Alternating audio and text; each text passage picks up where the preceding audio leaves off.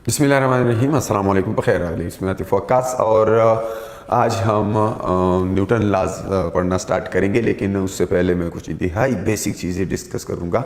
हमने उन बेसिक्स में से बहुत सारी चीज़ें काइनेमेटिक्स में डिस्कस कर ली हैं। मोशन के बेसिक पैरामीटर्स आप अंडरस्टैंड कर चुके हैं, लेकिन थोड़ा सा मैं मास को डिस्क्राइब करना चाहूँगा, फिर मोमेंटम को डिफ़ाइन करेंगे, इसको थोड़ा सा अंडरस्टैंड करेंगे, फिर बाकायदा न्यूटन लॉज की तरफ जाएंगे, क्योंकि वहाँ पर मास और मोमेंटम जो है इंतहाई इम्पॉर्टेंट फिज़िकल क्वांटिटीज़ हैं जो न्यूटन लॉज को अंडरस्टैंड करने के लिए ज़रूरी हैं कि पहले आप इन दोनों क्वांटिटीज़ को बेटर अंडरस्टैंड करें। सो मास क्या है?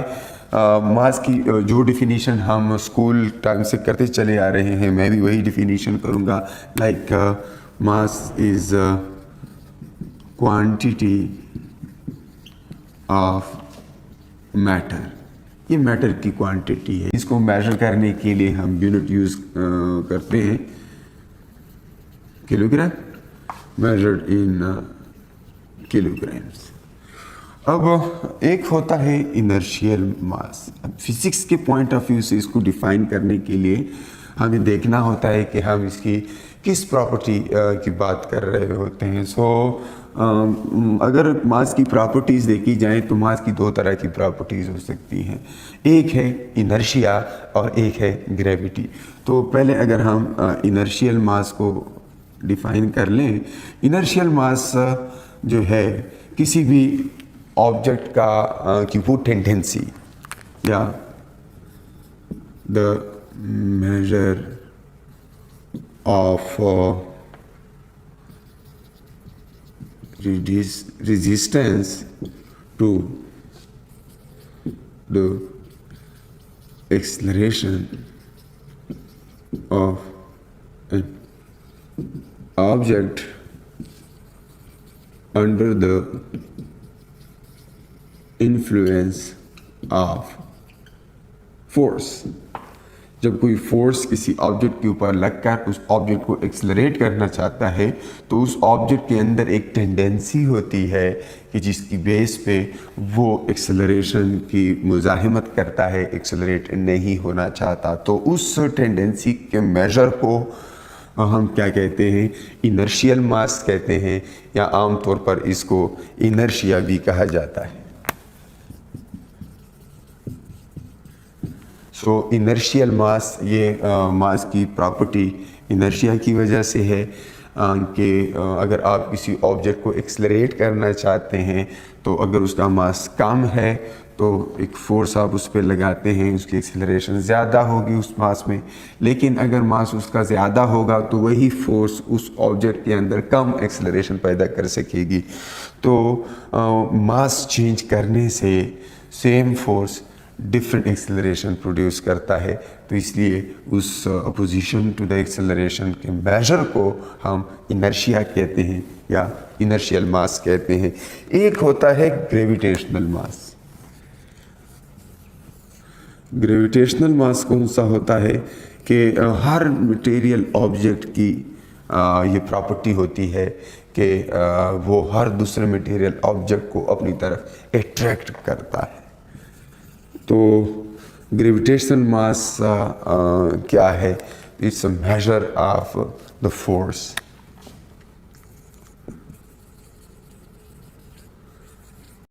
Ability to attract other material objects. किसी ऑब्जेक्ट की वो एबिलिटी कि जिसकी बेस पे वो अदर मटेरियल ऑब्जेक्ट्स को अट्रैक्ट कर सके, उसके मेजर को हम ग्रेविटेशनल मास कहते हैं। ये इनहेरेंटली इन दोनों का ताल्लुक नज़र नहीं आता। इन दोनों डिफिनीशन से हम ये नहीं बता सकते कि दोनों सेम ही कॉन्सेप्ट के दो डिफरेंट एस्पेक्ट्स हैं, लेकिन ये जो है दोनों अपनी अपनी जगह पर एक्सपेरिमेंटली वेरीफाइड हो चुके हैं। ये जो है, हम जब न्यूटन फर्स्ट लॉ अंडरस्टैंड करेंगे तो वहाँ पर इसके ऊपर दोबारा आएंगे और इसकी मुख्तलिफ एग्जाम्पल्स अंडरस्टैंड करेंगे। जिस तरह ये जहाँ तक इस दूसरे का ताल्लुक़ है, तो ये हम जब फिफ्थ चैप्टर में हम ग्रेविटेशंस वगैरह अंडरस्टैंड करेंगे, ग्रेविटेशनल फोर्सेस और ग्रेविटेशनल पोटेंशियल्स, तो वहाँ पर इसके ऊपर दोबारा आएंगे। लेकिन ये दोनों चीज़ें मास के साथ जुड़ी हुई हैं। मास का यूनिट आपको पता होना चाहिए, ये किलोग्राम है, बेस क्वांटिटी है, स्केलर क्वांटिटी है। So mass is base scalar quantity. और in non-relativistic domain, mass is constant in non-relativistic domain। एक रिलेटिविस्टिक डोमेन है, एक नॉन रिलेटिविस्टिक डोमेन है। अगर स्पीड ऑफ ऑब्जेक्ट जो है स्पीड ऑफ लाइट से इंतहाई कम हो तो हम इसको नॉन रिलेटिविस्टिक डोमेन कहते हैं। और यहाँ पर जो आइंस्टाइन की रिलेटिविटी है वो हम 18 चैप्टर में इंशाल्लाह डिस्कस करेंगे। वहाँ पर फिर मास के अंदर भी चेंजेस आती हैं जब स्पीड ऑफ लाइट के करीब करीब तर होता जाए। लेकिन फ़िलहाल हम न्यूटोनियन मैकेनिक्स पढ़ रहे हैं, नॉन रिलेटिविस्टिक मैकेनिक्स पढ़ रहे हैं, तो यहाँ पर ऑर्डिनरी स्पीड्स होती हैं, स्पीड ऑफ लाइट से काफ़ी कम होती हैं, तो हम मास को कांस्टेंट ही कंसीडर करेंगे। इसके बाद जो है हम मोमेंटम को थोड़ा सा डिफ़ाइन कर लेते हैं, क्योंकि ये दो चीज़ें हमें बार बार इनकी ज़रूरत पड़ेगी। तो मोमेंटम क्या है? मोमेंटम जो है that is the quantity of motion, the quantity of motion in a body is called momentum।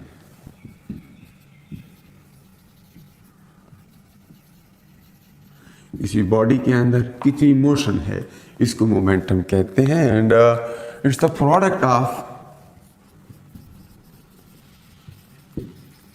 Mass and velocity of an object. किसी ऑब्जेक्ट की मास और उसकी वेलोसिटी का प्रोडक्ट है। इसके लिए सिंबल जो है P यूज़ होता है, और ये एक वेक्टर क्वांटिटी है, सो वेक्टर। एंड अगर मैं इसका फार्मूला लिखूँ, चूँकि multiplication of vector by a scalar always results in a vector quantity, so ये एक वेक्टर क्वांटिटी है, V वेलोसिटी है। सो अगर इसके यूनिट्स देखे जाएं, यूनिट इसका मास के लिए किलोग्राम, वेलोसिटी के लिए मीटर पर सेकेंड, सो किलोग्राम मीटर पर सेकेंड मोमेंटम का यूनिट है। एक और यूनिट भी है, और वो जब हम न्यूटन लॉस पढ़ लेंगे दोबारा उस पर आएंगे, लेकिन यहाँ पे लिख लेता हूँ, Newton second is the unit of linear momentum. फिर ऑब्वियसली मैं इस वक्त लीनियर मोमेंटम की बात कर रहा हूँ। एंगुलर मोमेंटम की बात जब हम एंगुलर मोशंस पढ़ेंगे चैप्टर नंबर 5 में, तो वहाँ पर हम एंगुलर मोमेंटम को भी डिटेल से देखेंगे, फिर इसके साथ रिलेट करेंगे। लेकिन फ़िलहाल ये बेसिक्स हैं लीनियर मोमेंटम की। हर ऑब्जेक्ट के अंदर मोशन की एक क्वांटिटी होती है, तो उस क्वांटिटी को हम मोमेंटम कहते हैं। अगर ऑब्जेक्ट रेस्ट पर है तो उसका मोमेंटम ज़ीरो है, लेकिन अगर वो ऑब्जेक्ट मूव कर रहा है किसी भी डायरेक्शन में तो उस डायरेक्शन में उसका एक मोमेंटम होता है। मोमेंटम एक वेक्टर है, जिस तरह अदर वेक्टर्स को हम डील करते हैं, मोमेंटम को सिमिलरली हम उसी तरह से डील करेंगे। और मोमेंटम में एक चीज़ और भी है कि आइसोलेटेड सिस्टम का momentum of an isolated system is conserved।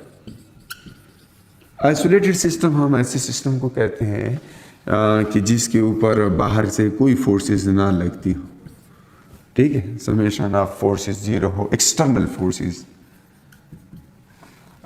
इसको भी हम डिटेल से देखेंगे। एक्सटर्नल फोर्सेस से मेरी मुराद ये है कि फॉर एग्जांपल दो ऑब्जेक्ट्स हैं और एक दूसरे की तरफ जा रहे हैं, अब वो एक दूसरे के साथ कोलाइड करते हैं। तो वो अगर किसी ऐसी जगह पे हैं कि इनके ऊपर बाहर से कोई फोर्स एक्ट ना कर रही हो, तो फिर ये एक दूसरे के ऊपर फोर्स लगाते हैं और इनका कोलिजन से पहले जो मोमेंटम था और कोलिजन के बाद जो मोमेंटम है वो सेम रहते हैं। हो सकता है इसमें से एक रेस्ट पे हो, एक मूव कर रहा हो, बाद में एक रेस्ट दूसरा रेस्ट पे आ जाए, पहले को मूव कर दे, लेकिन ओवरऑल उनके मोमेंटा का before the collision vector sum और after the collision vector sum बराबर होते हैं। तो आइसोलेटेड सिस्टम से मुराद ये है कि बाहर से कोई फोर्सेस इनके ऊपर एक्ट ना करती हूँ। सिर्फ ये टू बॉडी सिस्टम है तो उसमें सिर्फ और सिर्फ ये इनकी आपस की फोर्सेस इन्वॉल्व हों।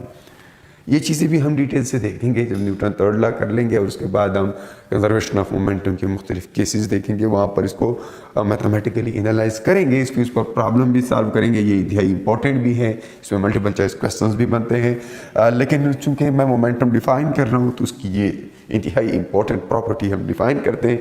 इसको हम कहते हैं law of conservation of linear momentum, कि अगर आप एक्सटर्नल फोर्सेस का सम ज़ीरो कर लें तो मोमेंटम ऑफ आइसोलेटेड सिस्टम हो जाता है। आइसोलेटेड सिस्टम कहते भी उसे हैं जिस पे एक्सटर्नल फोर्सेस का सम ज़ीरो हो, तो उसका मोमेंटम कंजर्व होता है।